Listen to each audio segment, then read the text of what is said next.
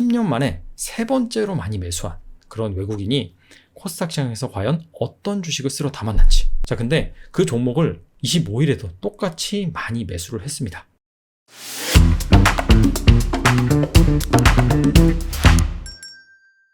러시아와 우크라이나 전쟁 위기가 절정을 넘어서자 국내 증시가 반등을 했습니다.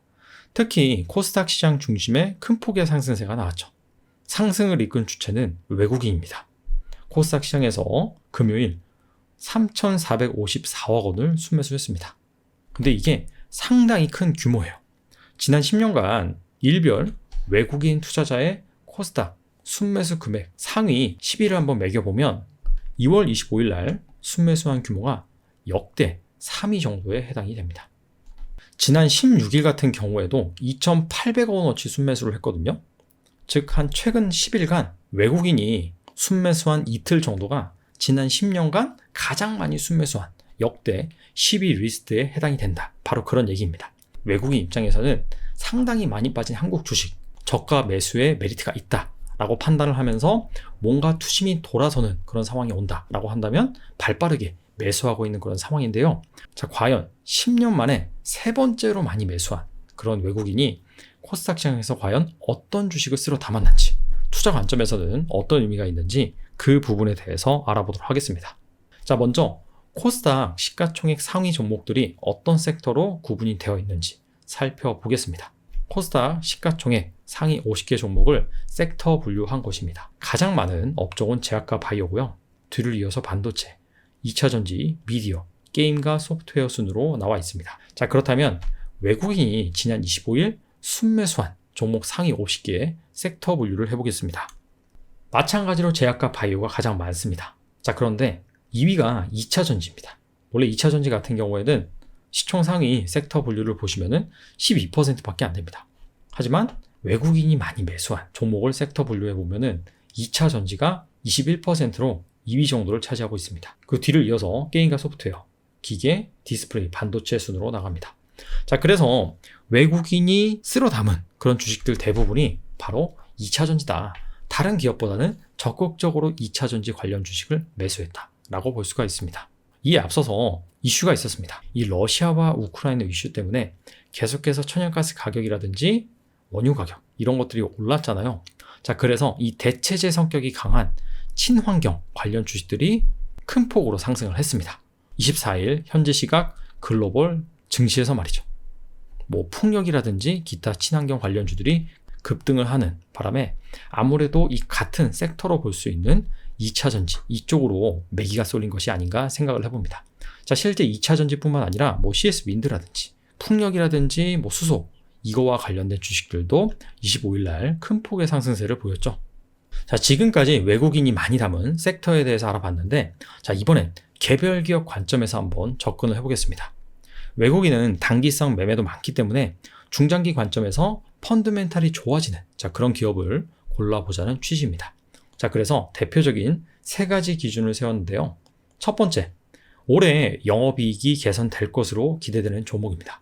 자, 당연히 이 펀드멘탈 관점에서 접근을 한다라고 한다면 가장 밑바탕인 실적이 좋아져야 되겠죠. 자, 근데 그냥 개선된 게 아니라 최근 한 달간 실적 추정치가 올라간 종목, 즉 한 달 전 증권사의 컨센서스, 영업이익 컨센서스와 최근 이 증권사의 영업이익 컨센서스를 비교한 다음에 최근 영업이익 컨센서스가 더 올라간 그런 종목으로 한정을 했습니다.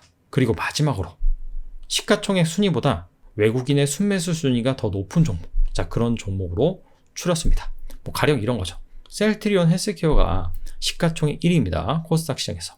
근데 25일 날 외국인의 순매수 규모 순위는 10위예요. 자, 그렇다면은 외국인이 그렇게 많이 샀다라고 보기엔 좀 애매하겠죠? 자, 그런 취지에서 시총 순위보다 외국인의 순매수 순위가 높은 그런 종목으로 한정해서 추려봤습니다. LNF부터 레이크 머트리얼즈까지 총 13개 종목이 여기에 해당이 됐고요. 표에 대해서 간단하게 설명을 드리면 여기 시가총액 나와 있고요. 영업이익 같은 경우에는 2021년 값 그리고 2022년 예상값인데 한 달 전 컨센서스, 현재 컨센서스 나와 있습니다. 두 수치를 비교해서 현재 컨센서스가 더 높은 그런 기업들로 한정을 했다라고 말씀을 드렸죠. 그리고 현재 주가, 그리고 52주 최고가 대비 현재 주가가 얼마나 빠졌는지 그 부분에 대해서 기재를 하고 있습니다. 옆에는 외국인의 순매수 규모 나와 있고요. 외국인의 순매수 규모 순으로 나열을 했습니다.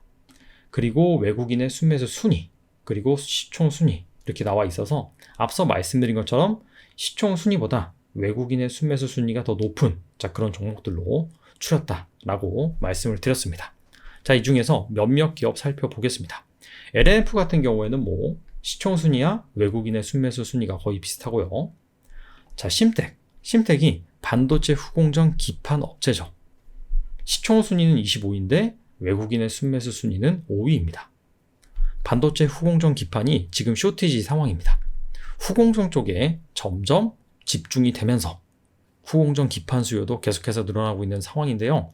심텍뿐만 아니라 대덕전자, 이수페타시스 이런 기업들 역시 같이 부각받고 있는 상황이고 작년에 이 기업들 모두 증설 공시를 했습니다. 자, 그만큼 공급이 부족한 상황이다. 자, 그런 관점에서 보시면 되고 기판 관련주들이 사실 작년 하반기부터 많이 오른 상황입니다.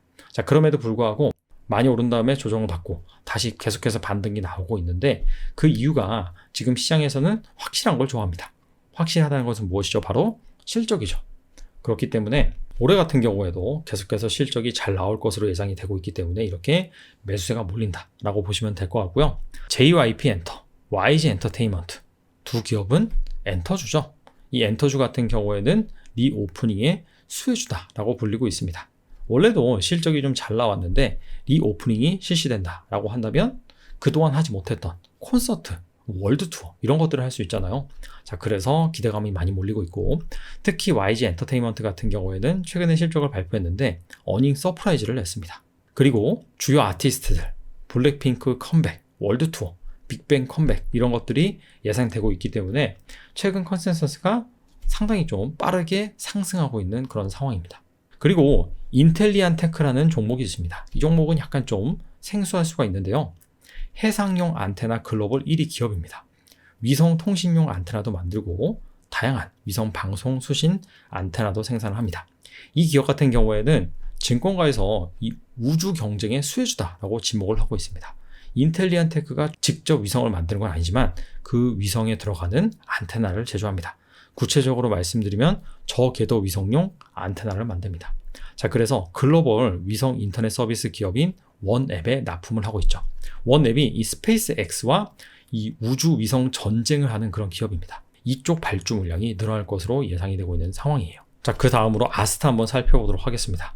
아스트는 항공기 전문 부품 업체입니다. 자, 보잉사에 납품을 하고 있어요.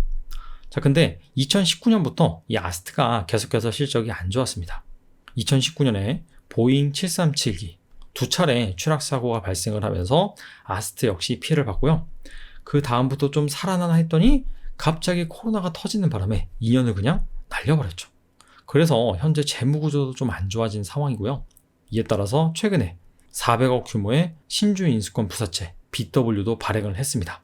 채무 상환용 목적으로 말이죠. 자, 근데 올해부터는 본격적으로 이렇게 위드 코로나가 실시가 되고 항공산업이 정상화된다라고 한다면 실적이 좋아질 것으로 지금 예상이 되고 있습니다. 인타스 같은 경우에는 원래 스마트폰 어셈블리 케이스, 안테나 부품 등을 만드는 기업이었어요. 올해 삼성전자가 스마트폰 공격적인 출하량 목표를 세웠습니다.